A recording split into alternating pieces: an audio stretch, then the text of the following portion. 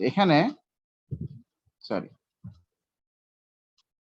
এই যে glycogen pancreas থেকে আসলো, এসে এই গ্লাইকোজেন যে রিসেপ্টর তার উপর বসলো, সঙ্গে সঙ্গে জি প্রোটিনটা, ও সরি আমার না নাম ধরে কনফিউজ হয়েছে।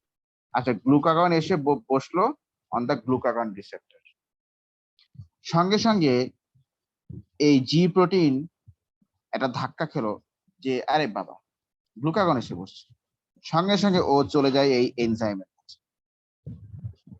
তারপরে এনজাইম কি করে, এনজাইম এসে এটিপি কে টান দেয়। এটিপি তো এখানে ছিল, ওই জি প্রোটিন যখন আসলো তখনই বলতো এনজাইম কি করে, এনজাইম এসে এটিপি কে টান দিল। এটিপি কে টান দিলে এটিপিটা ইনস্ট্যান্টলি এখান থেকে কনভার্ট হয়ে গেল আরটা নতুন মলিকিউলে, যার নাম হচ্ছে সাইক্লিক এএমপি, সিএএমপি। সিটা অবশ্য স্মল লেটার। বলতো এটিপিটা কিসে কনভার্ট হলো বলো? Cyclic AMP. এটা হচ্ছে অ্যাডেনোসিন মনোফসফেট, গোল গোল মানে গোল সার্কুলার টাইপের অ্যাডেনোসিন মনোফসফেট। আচ্ছা ঠিক আছে, সাইক্লিক এএমপি তে কনভার্ট হয়। এবার সাইক্লিক এএমপি এখান থেকে ঘুরে প্রোটিন কাইনেসকে ধাক্কা দিলে প্রোটিন কাইনেসটা অ্যাক্টিভেট হয়ে গেল।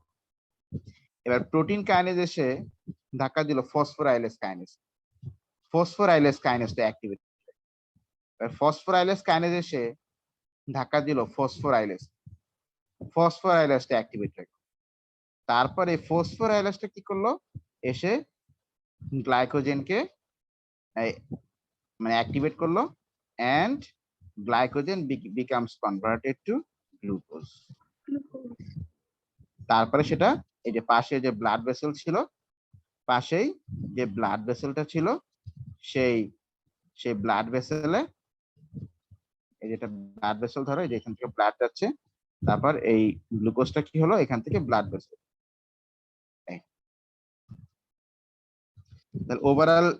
ওভারঅল এই মেকানিজমটা আমরা আরেকবার দেখি, দেখো।